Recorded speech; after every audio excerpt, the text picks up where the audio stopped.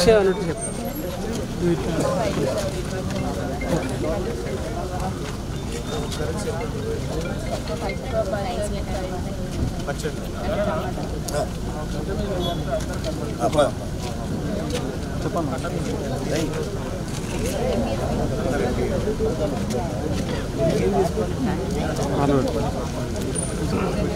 జరగన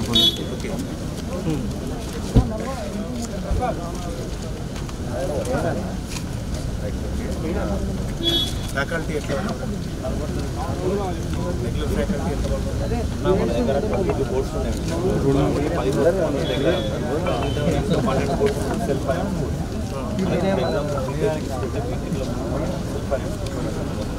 ఒక్కొక్కటి 55,000 fees government ఇచ్చేది 27-30,000 reimbursement ఇస్తుంది. పైన ఉన్న ఎక్సెస్ అమౌంట్ మొత్తం మనం పే చేయాలి. దాన్ని పే చేయాల్సినటువంటి అవసరం ఏంటంటే గవర్నమెంట్ యూనివర్సిటీలో సీట్ వచ్చినా కూడా ఫీజు పే చేయాలి. ఇక్కడ ఏం చేస్తాడు వీసీ కానీ రిజిస్టర్ కానీ సర్కిల్స్ పంపుతారు. ఎవరైతే స్కాలర్షిప్ హోల్డర్స్ ఉంటారో మీరు మొత్తం ఫీజు కడితేనే మీకు ఎగ్జామ్కి అలౌట్ చేస్తూ అంటాడు. లేదా అడ్మిషన్ క్యాన్సిల్ చేసిన సర్కిల్ ఇస్తాడు. నిన్న ఇప్పుడు రేపు బీటెక్ వాళ్ళకి ఎగ్జామ్స్ ఉన్నాయి, రేపు వాళ్ళకి వెళ్ళండి. వాళ్ళ హాల్ టికెట్లు ఏమంటే ఫీజు క్లియర్ చేసి ఇస్తా అంటాడు. ప్రైవేట్ యూనివర్సిటీ అయిపోయింది. ఇంకోటి ఏంటంటే మా మెయిన్ టైం లెక్చరర్స్తోనే అంత గెస్ట్ ఫ్యాకల్టీ ఎక్కువ వస్తారు అంతా. ఇంకోటి ఏంటంటే యూనివర్సిటీలో మొత్తం కూడా అంత గెస్ట్ ఫ్యాకల్టీ ఎక్కడ కూడా లేరు. ఇంకోటి ఏంటి మన దగ్గర యూనివర్సిటీలో ఉంది కానీ మన యూనివర్సిటీలో ఆర్ట్స్ కాలేజీలో ఎన్ని 5 స్పోర్ట్స్లు ఉంటాయి, 2 మాత్రమే రెగ్యులర్ అనమాట. రెండింటికి రెగ్యులర్ ఒకటి ఇంగ్లీష్ ఒకటి ఎకనామిక్స్ ఒకటి ఉన్నాయి. అన్ని సెల్ఫ్ మిగతా 3 psychology self finance, MSW Telugu అవన్నీ సెల్ఫ్ ఫైనాన్స్ కూడా నడుస్తున్నాయి. మా డిమాండ్ అన్న ఇంటిగ్రేటెడ్ ఎంబీఏ కూడా 5 ఇయర్స్ కోర్స్ సార్ మాకు ఇక్కడ డిగ్రీ ప్లస్ పీజీ. అది కూడా సెల్ఫ్ మళ్ళీ అది కూడా 30+ అంటే మేము కోర్స్ కంప్లీట్ కాకముందే ఫీజు కట్టవాలి.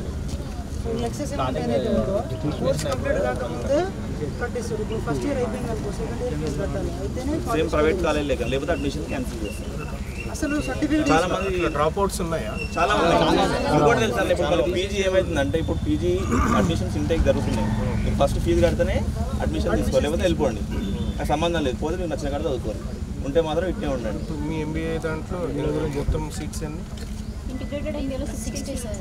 60కి 60 ఉన్నారే, డ్రాప్ అవుట్స్ చాలా ఉన్నారు సార్. ఈ లాస్ట్ 2 months బ్యాక్ అయితే హాఫ్ ఆఫ్ ది క్లాస్ మొత్తం సడన్ గా మాకు అంటే స్టార్టింగ్ వచ్చినప్పటి నుంచి ఇన్ఫర్మేషన్ ఇవ్వలేదు సార్ ఫీజు కట్టాలని. ఎండ్ ఆఫ్ ది డే మిడిల్కి వచ్చినాక చెప్పేసరికి మా పేరెంట్స్కి కూడా ఇన్ఫార్మ్ చేయాలి కదా సార్. ఫస్ట్ నుంచి అంటే ఒక ఆర్డర్ వైజ్గా వస్తుంది, ఇంత కట్టాలంటే మేము వాళ్ళకి ఇన్ఫార్మ్ చేసుకుంటాం.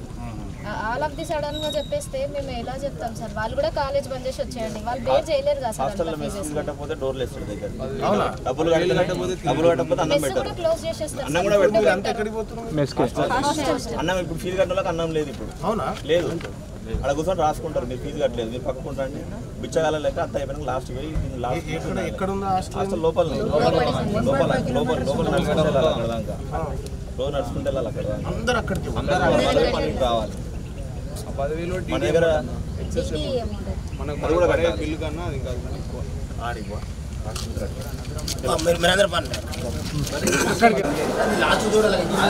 10,000 కడితే మెస్ పెడుతున్నారు. కార్డు లేకపోతే పక్కన పక్క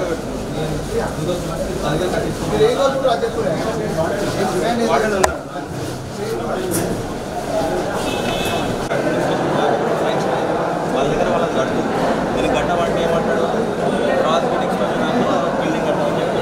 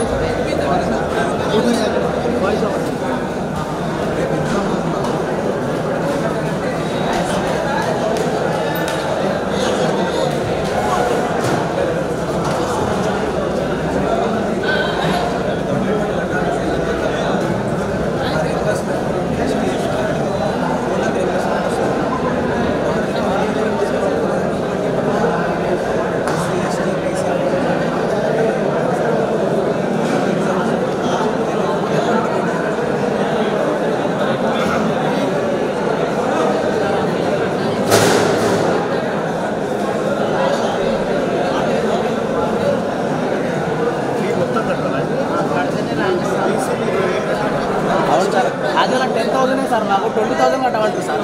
మేము ఫస్ట్ ఇయర్లో 10,000 కట్టాం, ఇప్పుడు 20,000 కట్టమంటారు.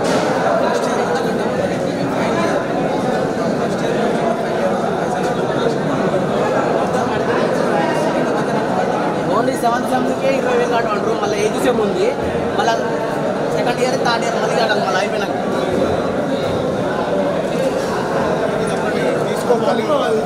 ఒకసారి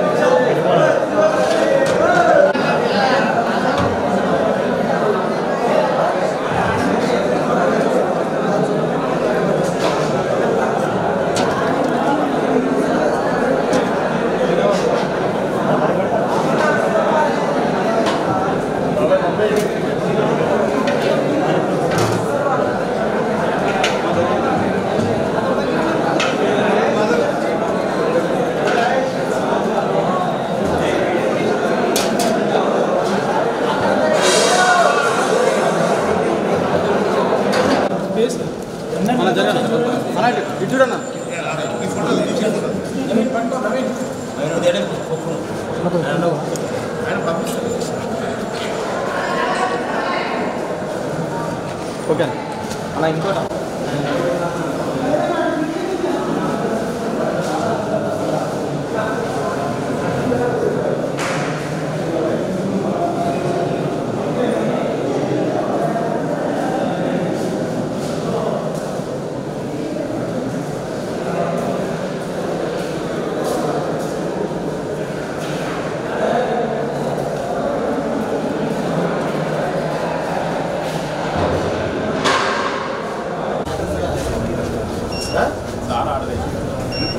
దాని అర్థం ఏంటో చెప్తున్నా. బయట వాళ్ళు లోపలికి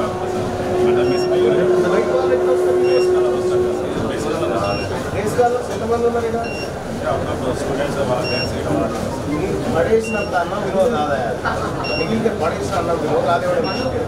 దానికి ఇప్పుడు ఫేస్ స్కానర్ పెట్టి పిల్లలు చదువుకోవాలి అంటే భోజనం చేయాలంటే ఇక్కడ పరీక్ష అది చెప్పు. పిల్లల కోసం పెట్టిందంటే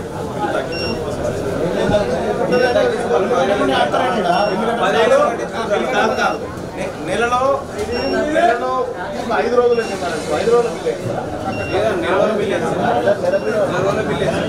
నేను ఉన్నాను ఒక్కరోజు ఇంటికి పోయినా అనుకోన్నా నేను నెల రోజులు కాకపోతే నాకు నెల రోజులు బిల్లు పడుతుంది మరి నేను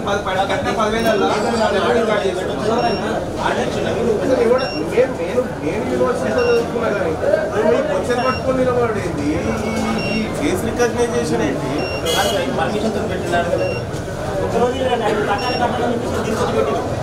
చాలా మంది తినలేదు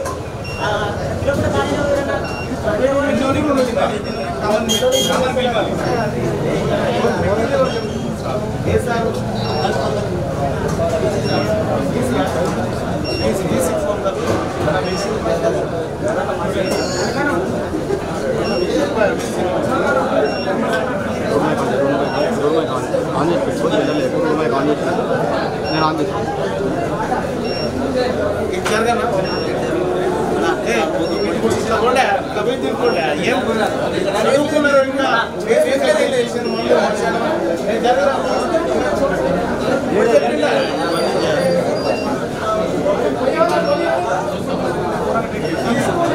శిక్షలు కూడా చేయాలి ఖైదీలకు కూడా లేదు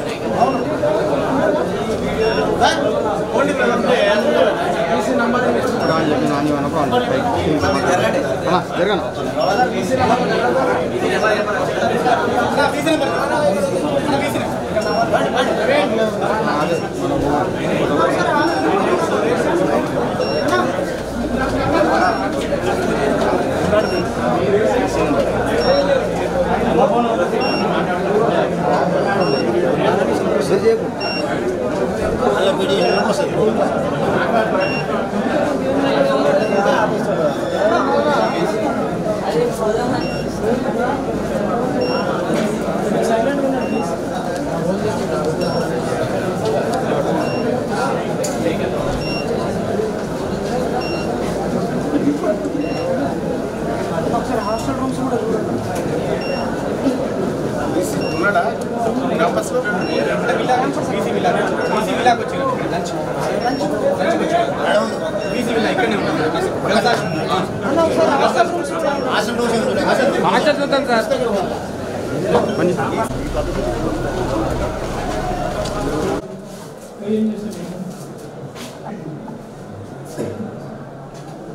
ఇంటర్నెట్ లేదు ఇప్పుడు ప్రతిదీ కూడా ఆన్లైన్లో చదువుకోండి ప్రతి ఇంటర్నెట్ కనెక్షన్ కూడా ఏమీ లేదు ఏం లేదు ఇక్కడ సిగ్నలే సరిగా రాదు వైఫై పెట్టిస్తారని పెట్టింది సిగ్నలే సరిగా రాదు విషయం ఏంటంటే ఇదే రూమ్ లో కన్స్ట్రక్షన్ లో కూడా సేమ్ రూమ్స్ ఉంటాయి ఇదే రూమ్ కి 6 మంది 6-7 మాత్రం కాస్ట్ అయిందంటే కాస్ట్ అయింది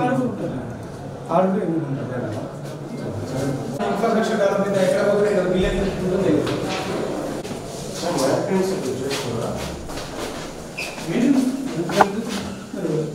లాస్ట్ టైం आप చూసి పెడితే తలకాయ వెళ్ళింది చూసి పెడితే తలకాయ వెళ్ళింది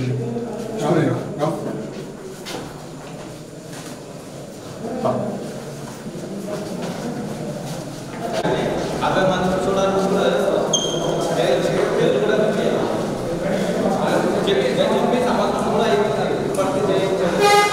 రీడింగ్ వల్ల రీడింగ్ కాదు ఒక చేయడం ఉంటుంది ఏదో ఎగ్జామ్ చేయాలంటే వాళ్ళ తెచ్చుకొని ఇక్కడ లైబ్రరీదా ఏమి ఫ్యాన్లు ఉన్నారు ఫ్యాన్లు కూడా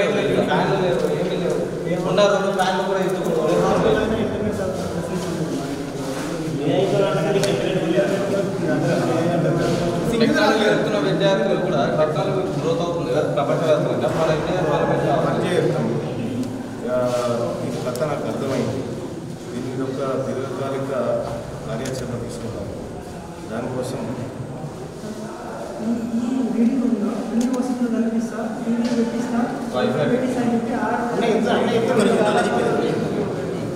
ఇప్పుడు 8వ తారీఖు పాలమూరు యూనివర్సిటీ ఇప్పుడు ఈడ ఎప్పుడు వస్తే మీకు బెటర్ మీరు ఫ్రీగా ఉంటారు అంటే నేనే వస్తాను మీ అందరికీ అందరు స్టూడెంట్స్ ఉండాలి ఎప్పుడు రమ్మంటారు చెప్పండి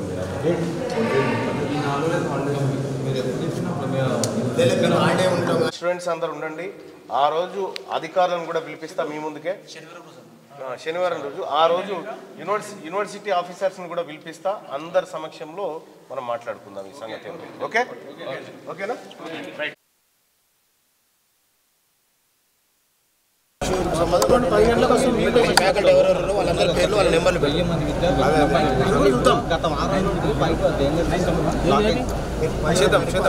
15 తారీఖు రోజు అందరినీ రమ్మని చెప్పండి. ఆడిటోరియంలో మధ్యాహ్నం 2 గంటలకు నేను వస్తున్నాను. ఓకే, 15 తారీఖు. అన్ని సంఘాల పిల్లల నెంబర్ యాజమాన్యాలు, దాంట్లో పనిచేసేటటువంటి ఎంప్లాయీస్, పేరెంట్స్, విద్యార్థులు, అన్ని రకాల సంఘాలు ఇవాళ కొట్లాడేటటువంటి మొత్తం కూడా ఎస్సీ, ఎస్టీ, బీసీ విద్యార్థుల కోసమే. కేవలం వాళ్ళకి ఇస్తా అన్నటువంటి ఫీజు రియంబర్స్మెంట్ ఇవ్వమని అడుగుతున్నాం. అది మరి పేదలు కనీసం విద్యకు కూడా దూరం అయితే మరి వాళ్ళు ఎట్లా బాగుపడాలి, ఎట్లా డెవలప్ కావాలి అంటే ఈ ప్రభుత్వ ఉద్దేశము అంటే పేద విద్యార్థులకు ఎడ్యుకేషన్ ఉండకూడదు.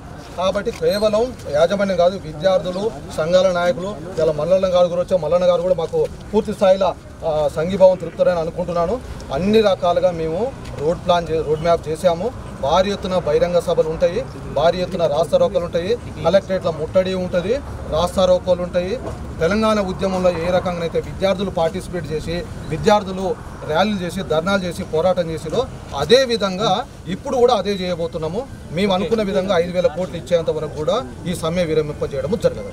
సార్ చెప్పండి, మల్లన్న గారు కూడా వచ్చారు. ఫీజు రియంబర్స్మెంట్ సంబంధించి ఫీజు రియంబర్స్మెంట్ సంబంధించి రాష్ట్రం వ్యాప్తంగా ఇది చాలా బర్నింగ్ ఇష్యూగా జరుగుతుంది.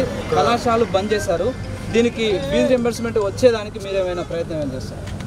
ఒకటి అది కానీ కాదు, ఇక్కడ ఏదైతే కళాశాలలకు ఇవ్వాల్సినటువంటి ఈ పేద బిడ్డలకు ఇవ్వాల్సిన ఫీజు రియంబర్స్మెంట్ ఇవ్వకుండా రాష్ట్ర ప్రభుత్వం దున్నపోతు మీద వానబడ్డట్టుగా నిర్లక్ష్యం వహిస్తూ ఇవాళ మా వర్గాల పిల్లల భవిష్యత్తులో ఆడుకుంటా ఉంది. దీన్ని ఎట్టి పరిస్థితుల్లో చూస్తూ ఊరుకోవడానికి సిద్ధంగా లేము.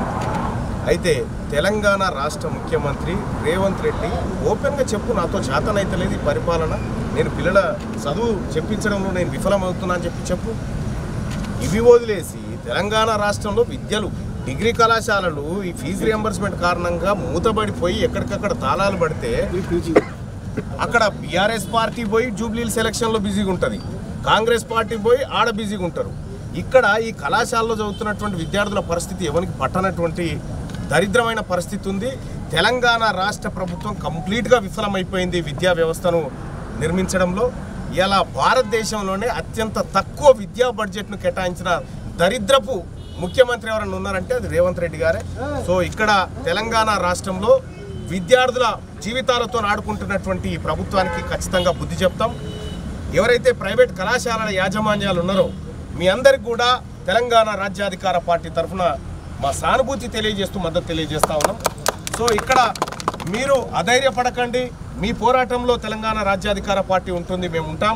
ఖచ్చితంగా ఫీజు రియంబర్స్మెంట్ బకాయిలు 5,000 కోట్లు ఏకమొత్తంలో విడుదల చేసే వరకు మేము ఖచ్చితంగా మీకు అండగా నిలబడతామని చెప్పి మీకు హామీ ఇస్తా ఉన్నాం. Thank you so much.